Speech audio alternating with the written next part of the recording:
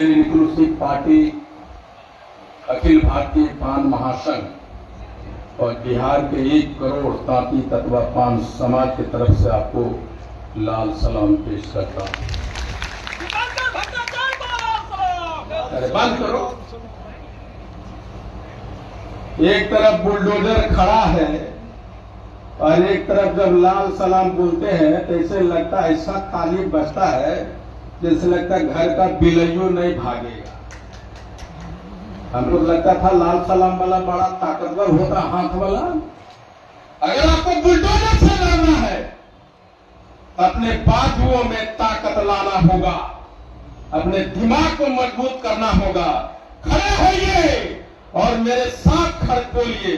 खड़े होइए सारे लोग, जितने भी लोग अगर बुलडोजर से लड़ना है तो देखें आपके बाजुओं में कितना ताकत है।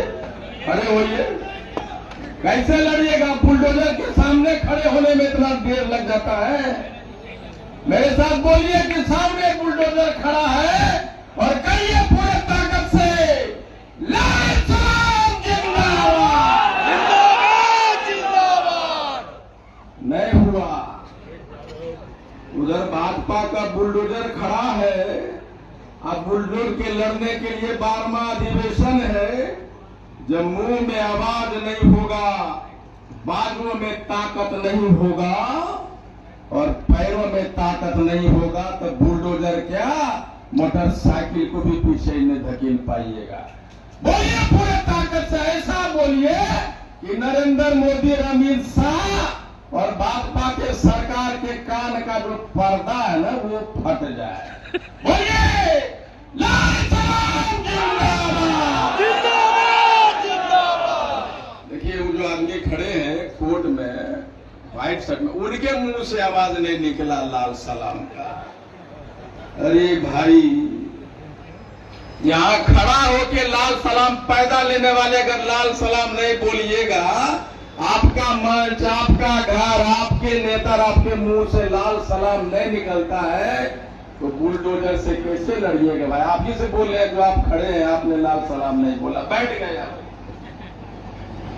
आपको याद होगा हमने विधानसभा में कहा था, सम्राट जी उस समय गृह मंत्री थे, कि सम्राट जी आप मजबूत आदमी हैं, लोग बोलता है कि बुलडोजर चला रहे हैं आप।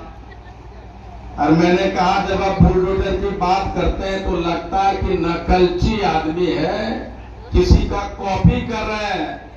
सम्राट बुलडोजर चलाइए और उसको स्मार्ट बुलडोजर में बदलिए और ये समझिए कि जब स्मार्ट बुलडोजर बनाने की बात करते हैं तो उसमें मानवीय पक्षों को ध्यान रखिए, उसमें हिडन एजेंडा को ध्यान रखिए।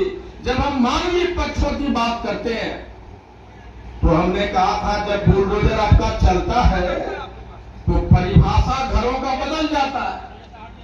जो झोपड़पट्टी है, जिसमें झोपड़ियां बनी है, वो आपके नजर में बुलडोजर में घर नहीं होता। आपके नजर में घर वो होता है जो 5 स्टोरी बिल्डिंग है, जो पक्के का मकान बना है, जो महल है, जो कोठियां है, वो घर होता है। लेकिन हमारे गरीब जो अपनी जीवन की सारी पूंजियां लगा देते हैं एक झोपड़ी बनाने में, वो किसी का घर है। माननीय प्रधानमंत्री जी, माननीय बुलडोजर महोदय जी, मैंने विधानसभा में क्वेश्चन उठाया कि आप जो अतिक्रमण कर रहे हैं, मैंने लिस्ट दिया कि आज भी बड़े बड़े दबंगों के घर बने हैं, उसी तालाब पे आपका बुलडोजर का रुख उधर नहीं गया। किधर गया?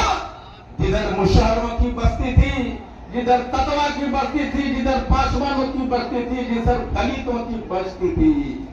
कितना डरपोक बुलडोजर है आपका, जो झोपड़ियों को निशाना बना रहे। करेजा है तो बुलडोजर का रुख मोड़ो